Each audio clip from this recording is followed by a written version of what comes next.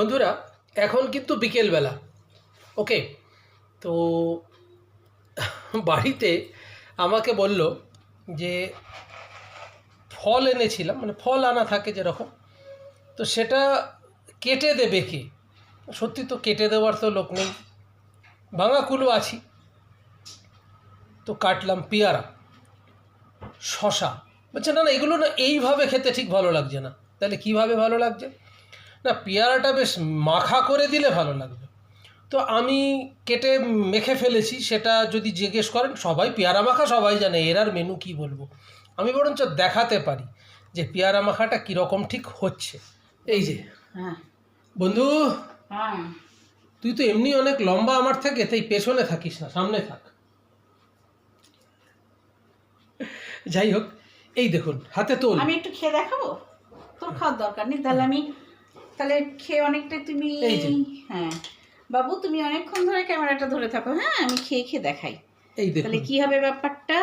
এই দেখুন, এই হচ্ছে পেয়ারা মাখা। ইয়া কেমন? দারুণ।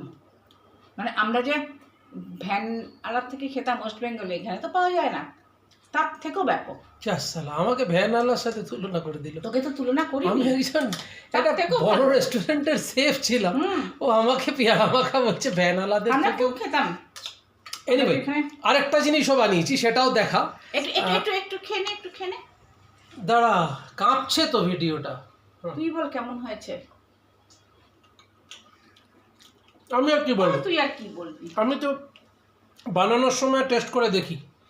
আচ্ছা এটা দেখুন, এটা হচ্ছে হাতে তোল এক বাটি স্বাস্থ্যকর সম্মত রায়তা, টক দই, কাঁচা পেঁয়াজ, কাঁচা ধনে পাতা, না সরি শসা, আর কি কি দিয়েও বানিয়েছে। এটা ও বানিয়েছে, আমি জানি না কি দিয়ে বানিয়েছে। চাট মশলা টাসলা, বিট নুন, এসব। চিনি। তো দেখতে থাকুন, আমাদের দুজনেরই ব্লগ হয়ে গেল। একই ভিডিও ছাড়বো কিন্তু দুজন মিলে, ওকে। কেমন? খুব সুন্দর, ঠিক আছে। টাটা, বিড়লা, গোয়েঙ্কা। তুই আমার ফ্রেমে আয়। বিড়লা, গোয়েঙ্কা সব কিছু একসঙ্গে। এই আলোতে আয়। আমি ঘুরে, আমাকে নিয়ে ঘুরাচ্ছে। ঠিক আছে, চলুন সবাই ভালো থাকুন, সুস্থ থাকুন, চ্যানেল সাবস্ক্রাইব করবেন আর পাশে থাকা বেল বাটনটা ক্লিক করবেন। আমার চ্যানেলের নাম হচ্ছে ডেলি লাইফ অ্যান্ড ব্লগ 73, আর ওর চ্যানেলের নাম হচ্ছে আমি আমার ইচ্ছে 75। Thank you.